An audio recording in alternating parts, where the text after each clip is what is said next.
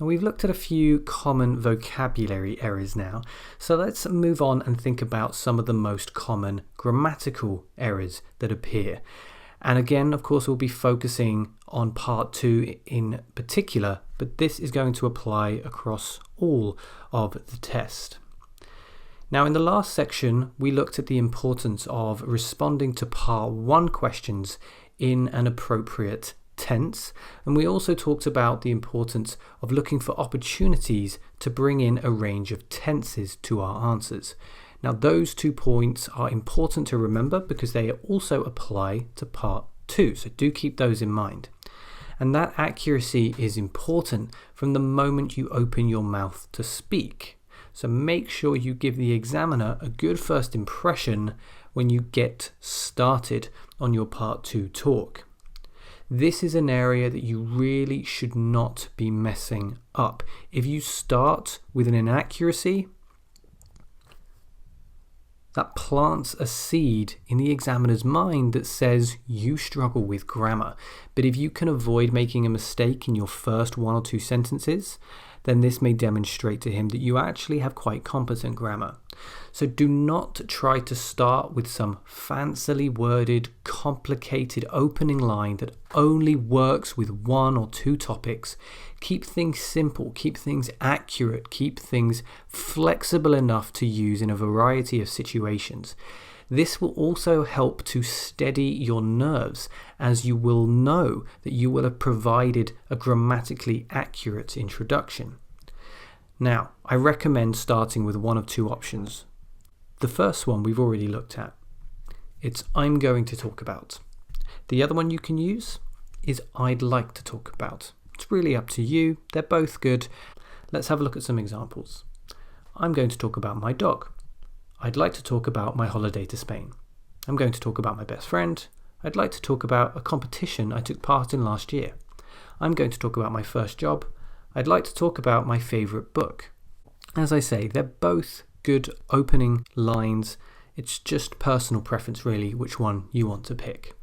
Now once you've given that opening clause, you can immediately demonstrate your advanced range of grammar by bringing in a non-defining relative clause. This is really easy to do, but it does demonstrate a good grammatical range. So let's have a look. I'm going to talk about my dog, whose name is Ellie. I'd like to talk about my holiday to Spain, which we took last April. I'm going to talk about my best friend, whose name is Jack. I'd like to talk about a competition I took part in last year, which was for all the math majors at my university. I'm going to talk about my first job, which was as a retail assistant. I'd like to talk about my favourite book, which is called Great Expectations and was written by Charles Dickens. Now, really simple to do. It's almost like you're ending your sentence and then you're saying this happened or his name is or her name is. So we're using a relative pronoun here to help to continue our idea. Now notice that with anything that relates to names, we can actually drop that relative pronoun and go straight to the name itself. Ellie, Jack, Great Expectations. That's up to you. It's a little bit more natural to drop the language, but if you include it, that's okay as well. But in either case, you're showing that you understand how to use relative clauses and the more difficult non-defining relative clause. In terms of actual mistakes, the most common mistake that's made in part 2 is probably using the wrong tense when you're speaking. Now this is most apparent when we need to move away from the present. So for example, moving into the past or moving into the future. Have a look at this topic card here. Think about the tense that we would want to use. And now we're going to have a look at a talk, a part 2 talk, and I want you to see if you can find any mistakes regarding the tenses that are used. Okay, I'm not going to read this out, I'm just going to put it on the screen. We'll read it in a moment.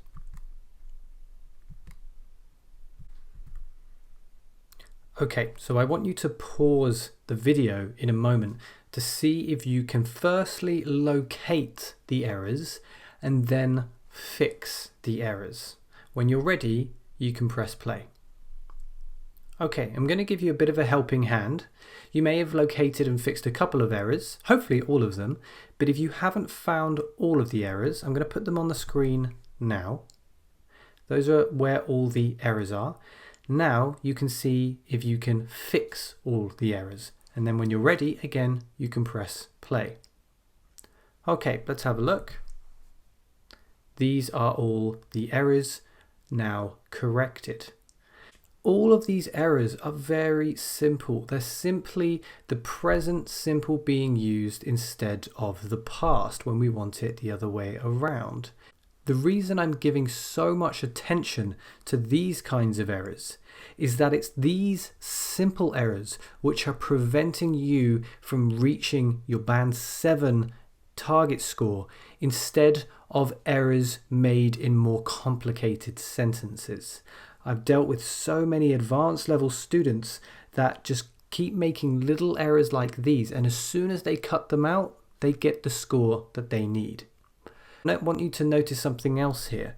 It's not just the past simple that we're using, but we're also using a number of other tenses as well. We've got the past perfect continuous, we've got a future form in there, we've got the past continuous, and we've got the present simple, we've got the present perfect. There's a lot going on in here. Now, let's read it together just so that we can see the pronunciation and how it should be delivered in the exam. I'm going to talk about football, which is a sport I used to play around 10 years ago. In fact, I still play it now when I have the opportunity, but not competitively. As a kid, I played football all the time. I was part of a local football team, and every Saturday we went to the sports centre to compete with kids from other local teams. I'd been playing for 6 years by the time I stopped. It was just once a week we played football, but I wish it was more. I used to look forward to the games every week. I still sometimes think about joining a competitive team as an adult. I think I probably will someday. My teammates were all my friends, and we all got along well. Sometimes there were fights and arguments, but these were rare. I remember our last game together. I scored an own goal when I was panicking and my friends were so angry, but then I scored at the right end and all that anger disappeared. I guess I liked football so much because I have quite a competitive spirit. I've always had a lot of drive to win. Football gave me the chance to tap into that drive. It gave me a huge adrenaline rush. Okay, so lots of different tenses being used, lots of tenses being used accurately. Let's move on to another common mistake now, and that is with the use of articles. Now, there are many mistakes that are made in terms of articles, and there are many rules behind articles, many more than can be quickly covered here. But on these slides coming up, I want you to see the rules behind the most common mistakes that I hear in the speaking test. And we'll begin by thinking about the definite article, the. Now, we use this article when we believe that the listener knows exactly to whom or what we are referring. We use this with superlative adjectives. So we say, the best film I have ever seen is The Godfather. The best, the greatest, the longest, the fastest. We use it when mentioning something a second time or again. Now, when I was younger, we went to a park near our house every day. The park was so great because we know what park we're talking about. The listener knows which park we're talking about, so we use the definite article. We use the definite article when talking about inventions, but this is with countable nouns only. For example, the steam engine was a major turning point. The laptop was a technological breakthrough. We use it when talking about groups of people. The elderly, the poor, the privileged, the super rich, the elite, the middle class, and so forth. And another time we use the definite article is when the first noun in a noun of noun unit is specific and this is usually the case. The distribution of wealth is quite imbalanced these days. The state of society could be better. The capital of England is London, and so forth. Now, what about the indefinite article, a or an, if we start with a vowel sound? We use this article with singular countable nouns when the listener does not know exactly to whom or what we are referring. Some examples. So we use it when showing someone or something is part of a group. There is a reason why teachers encourage their students with prizes. This is one reason out of several. It's one reason out of a group of reasons. So we use the indefinite article. We use it when we want to say something about all things of that kind. For example, a student. So no specific student. We're really talking about all students. A student cannot be expected to be well behaved all the time. Now, we do not use indefinite articles when referring to plurals or uncountable nouns.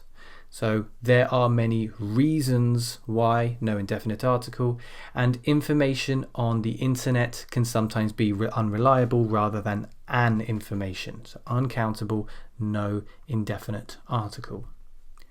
We also use the indefinite article when the first noun in a noun of noun unit is not specific, and this is a bit rarer than the other case with the definite articles. This happens less often, but it does still turn up. For example, I drink a cup of tea every morning. It's a different cup of tea each time. So countable, uncountable nouns have a big impact on which articles we use and when.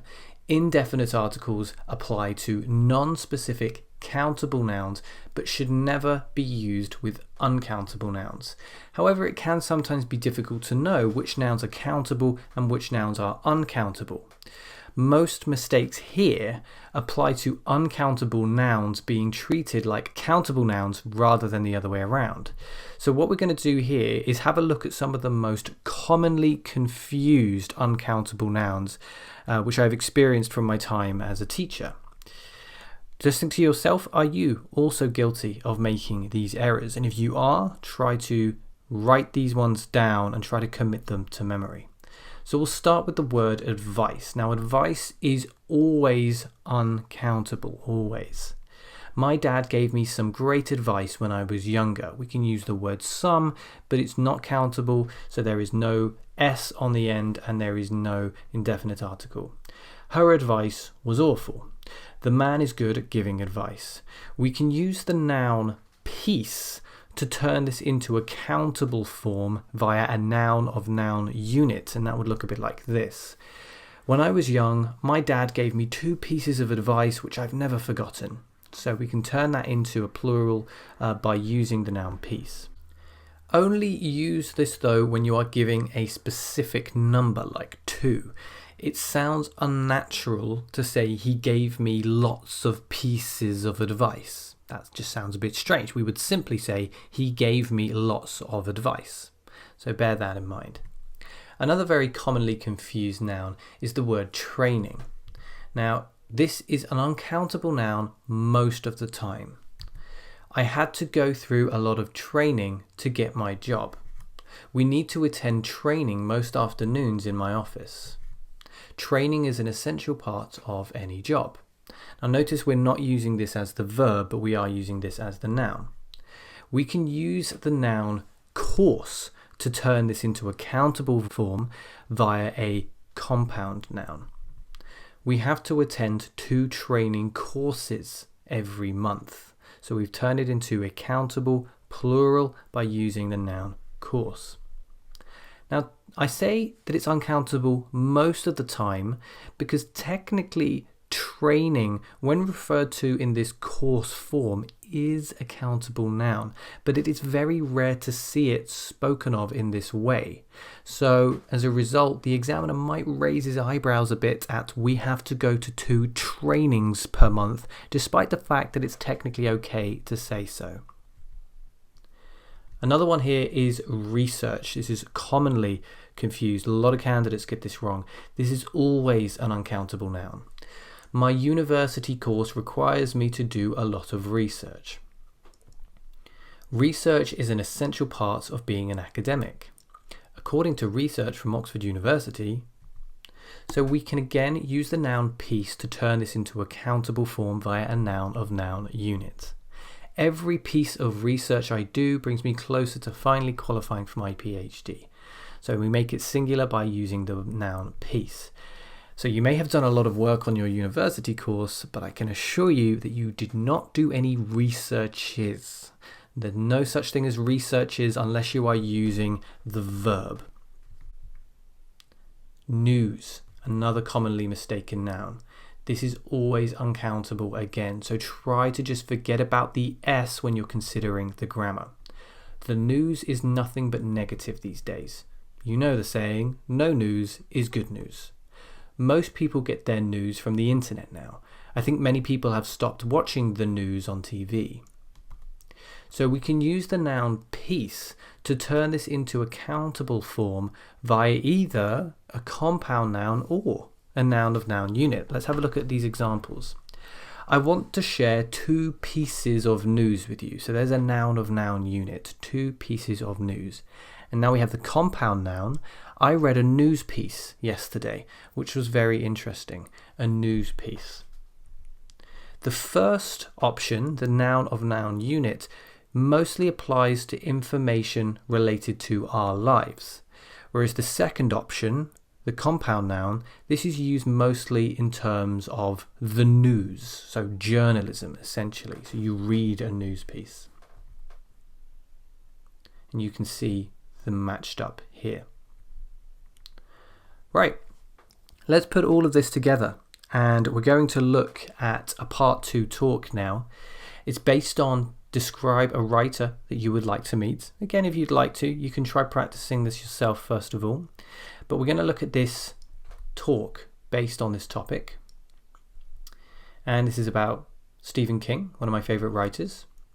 There are a number of grammar errors here related to the errors that we've spoken about in this lecture.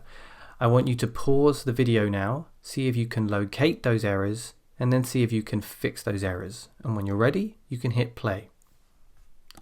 Okay, let's have a look. These are where the errors are. If you couldn't locate them all before, this is where they are. So if you didn't find all of these, you can again pause the video and at least see if you can correct these errors. And when you're ready, you can hit play. Let's have a look then at the completed product. Right, so let's go through each of these in turn. We're going to read this all out.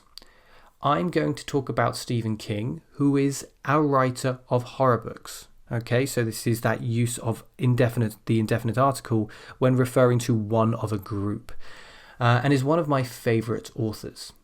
I know, so there's that verb tense there, I know a few things about Stephen King already. Firstly, I know he came from very humble beginnings.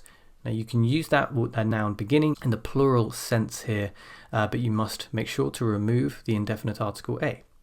He grew, past tense, grew up quite poor, and his dad left home when he was, past tense, was a kid. He wrote prolifically until the time of his breakthrough short story. So it's a very, very specific time. Carrie, which was written in his trailer on an old typewriter. Again, we're staying in the past tense because we're talking about Stephen King's earlier life. If I could meet Stephen King, I'd ask him how he comes up with new ideas after all this time. So changing can to could, because we're in that conditional sense here. And we're removing the because we don't know which new ideas the speaker is talking about. He must have written over 50 books by now. So he must have written. That's the appropriate past participle there of write, which is written. That takes a lot of commitment to work. Remember, work is an uncountable noun almost always. The only time when it's not an uncountable noun is when we're talking about famous composers, like the works of Mozart, for example. And probably a lot of research, again, uncountable noun. I'd also ask him what his favourite book is. Now, we haven't looked at this today, but this is related to word order when we are making a statement rather than asking a question.